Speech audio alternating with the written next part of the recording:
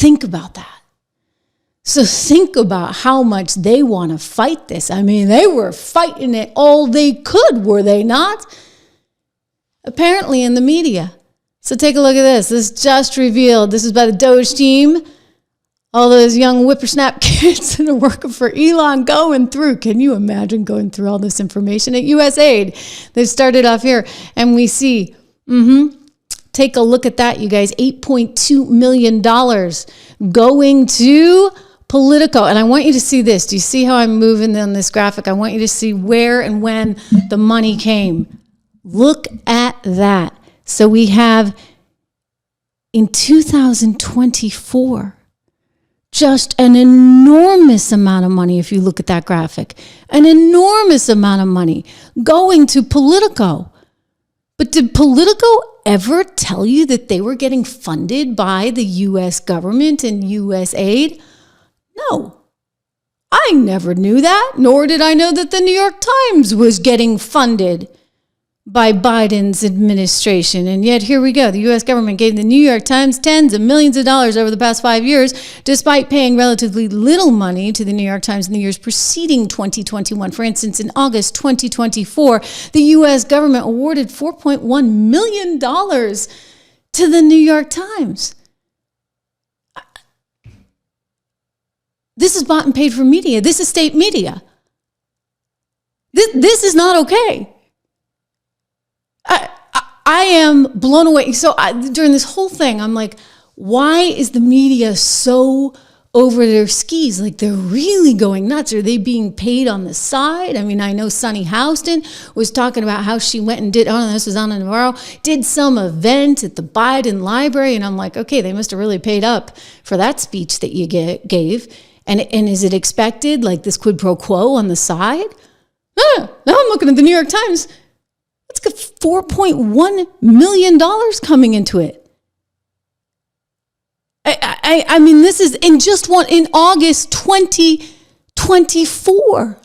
The bulk of the funds, it says, came from the U.S. Department of Health and Human Services at nearly $27 million, followed by the National Science Foundation at $19.15 million. Okay, now we know why we had to only talk about March 2020 in certain ways, shapes, and forms. Now we know, okay? Because this was what you call big, big business.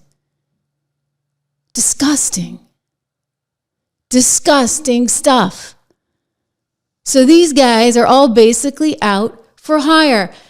And I'll tell you, the spigot just got turned off. Here's Caroline Levitt today saying that much. USAID has gotten a lot of attention the last couple of days with some of these bizarre things that taxpayers have been funding. Now it looks like there are a couple media outlets that have been dragged into this conversation as far as USAID funding as well. Does the president have any comment on that? So upon coming out here to the briefing room, I was made aware of the funding from USAID to media outlets, including Politico, who I know has a seat in this room. And I can confirm that the more than $8 million taxpayer dollars that have gone to essentially subsidizing subscriptions to Politico on the American taxpayers' dime will no longer be happening. The DOGE team is working on canceling those payments now. Again, this is a whole of government effort to ensure that we are going line by line when it comes to the federal government's books. And this president and his team are making decisions across the board on, do these receipts serve the interests of the American people? Is this a good use of the American taxpayers' money? If it is not, that funding will no longer be sent abroad, and American taxpayers will see. Okay. Unbelievable. Unbelievable. And then it gets even bigger. I mean, we're talking more and more and more. I want to just give a shout out to Steve Frischman. Thank you so much for your generosity. And he writes, congrats to Pam Bondi being the AG. She said she's going after Letitia. Believe me, she is. And I get proof of it coming up momentarily. But wow, Politico. Oh my gosh, they couldn't pay their bills. They couldn't pay their employees. What do you know? This is like the first time ever in Politico's history they could not pay their employees. So they sent out this email saying, Dear team, Goli and I want to address this morning's payroll issue directly. Due to what we believe is a technical error, employees did not receive their paychecks as scheduled. We understand the urgency of this matter and we sincerely apologize for the inconvenience. Our team is working diligently to make sure our system vendors and the bank are working to identify the root cause. The root cause. I like that word, right? That is woke speak. And it will implement a solution as quickly as possible. We'll keep you updated, et cetera, et cetera, et cetera, et cetera. I wonder, ladies and gentlemen, could Politico be going out of business? What are they going to do without their millions and millions of dollars from the federal government? What is the New York Times going to do without its millions and millions of dollars from the federal government? Heck, what the heck is the BBC going to do without the $5 million it got from USAID? Elon Musk saying maybe we need to liberate Britain too. These guys were on the payroll. Okay, so that is in part why you see the bias that you've seen. And I say to myself, Politico, New York Times, you pretend like, you're really, it's just I guess it's just your sort of liberal viewpoint. You never told us you were getting paid for this. You never told us that this was a bought and paid for entity. I mean, heck, at least we know that that's what goes on over at PBS and NPR. I mean, it gets a little opaque because they're like 1% of our budget comes from federal taxpayer money, 8% of our budget comes from other federal sources, and then the rest, like 38%, comes from donors, all of whom are liberal, these liberal organizations. But, look, a lot of people say not one dime, not one taxpayer dime ought to be going to NPR or PBS. Little did you know it was going to Politico, the BBC, and the New York Times. Here's a congressman going nuts over NPR and PBS. Shouldn't be funding a propaganda machine, which is what NPR has evolved into. The Constitution lays out 17 enumerated powers for this government. Providing state media isn't one of them. NPR and PBS have become American Pravda, a reliable mouthpiece for the liberal bureaucracy and their left-wing enablers. It's time to restore some sanity to this government by eliminating NPR's federal boondoggle. I think it might be time to eliminate the Politico boondoggle as well. Take a look at that. They were buying positive coverage. What the heck else do you think that was? In 2024, ladies and gentlemen, why does the money soar in 2024? In New York Times, what were they buying? They were buying a viewpoint that they wanted to push. In the New York Times, why else would Health and Human Services be spending $26.9 million? Why would the National Science Foundation be spending $19.15 million? This is pretty sick stuff. And thank goodness we're finding out, because by the way, we wouldn't have known.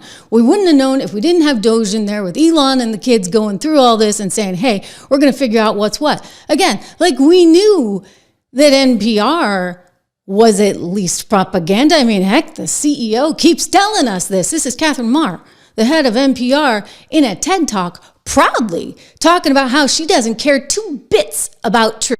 But one of the most significant differences, critical for moving from polarization to productivity, is that the Wikipedians who write these articles aren't actually focused on finding the truth. They're working for something that's a little bit more attainable, which is the best of what we can know right now. And after 7 years there, I actually believe that they're onto something. That for our most tricky disagreements, seeking the truth and seeking to convince others of the truth isn't necessarily the best place to start. In fact, I think our reverence for the truth might have become a bit of a distraction that is preventing us from finding consensus and getting important things done. Okay, so the head of a major media outlet, NPR, just came forward and said, you know what, truth doesn't matter. It's getting in the way. It's a waste of time. We need to focus on our version of the truth, whatever that may be. And apparently you had people at USAID and people at the science department and people at the HHS saying, yep, we agree. So why else do you think they're so against Donald Trump? Why else are they so against his appointees? It all comes back to money, baby. That's all this is about. It's a business like anything else, which is why I'm telling you, the only one you could trust really would be the independent journalists. I mean, I'm not taking any money. from Health and Human Services. I'm not taking any money from the National Science Foundation. I mean, this is pretty gross stuff, okay? And they never told you about it. So now everybody's flipping out. Hillary Clinton's like, oh my gosh, Elon Musk is mounting a blitzkrieg-style administrative coup of the U.S. government. He's getting into the systems. He's getting into the systems, and he's going to figure out exactly what we've been doing the whole darn time. So Hillary's losing it. Elon is the problem, right? Elon Musk is all the problem. I mean, Donald Trump, because he likes Elon. This is kind of bonkers. Shouldn't you be happy that, oh, of course she's not happy this is getting exposed. They had kind of a nice thing going, right? We just funneled this money into these reporter organizations. We call the chief of the New York Times. We call the head of Politico. We say we really want X, Y, and Z in the paper this week. And what do you know? They do it because guess what? They're getting paid to do it. Well, Representative Omar is exceptionally upset that this is all getting exposed, and she's trying to convince you, no, it has nothing to do with exposing this boondoggle that is the American government and the insane amount of money that they spend, and everything to do with helping poor people all over the globe. I am exceptionally upset about USAID. I lived in a refugee camp for 4 years as a child surviving civil war. It is the essential programs that USAID provided that kept my family and I fed and safe. It is the resources that so many people around the world rely on. And it is our soft power. Oftentimes, people interact with our country through the military. That does not create love for us, and it certainly does not keep us safe. You know what? Last I checked, people wanted to put America first, right? So, when you've got all this USAID going to weird places like Caroline Leavitt articulated, I think people are kind of having a problem with that. Here we go. And I would just say a strong message to Democrats who are out there pretending to be outraged about the long list of crap that this administration is cutting, federal waste and funding, like $2 million for sex changes in Guatemala, $6 million to fund tourism in Egypt, $20 million on a new Sesame Street show in Iraq, $4.5 million to combat disinformation in Kazakhstan. I could go on, and I'm happy to provide this list to every single one of you. Democrats are outraged that the American people want to be, they want their taxpayers going to good uses, not stuff like this. But then they're very quiet about the fact that there are still North Carolinians and people in California who have lost everything. And in the last 4 years, this federal government did nothing to help them. This president will continue to put Americans first. And I think the successes of this week so far speak to that. And it's only Wednesday. So I'll see you guys later this week, and we'll see you this afternoon. Thank you very much. Amazing. Okay. So while we're spending all this money on all these other things, while we're trying to influence public opinion and make sure everybody votes for Kamala, or they wanted you to vote for Joe, but when that became increasingly evident, no one was going to vote for him, they switched to Kamala. When all this comes out, they flip out, and their answer is just to protest, protest, protest. That's all Chuck Schumer can come up with. I'm going to stand with you in this fight, and we will win. We will win. We will win. We will win. In this fight, exactly what is this fight? Because it seems like the fight is all about exposing all the crazy things that you guys have been doing with our money, our taxpayer money that we work hard to earn. You've been out there squandering it.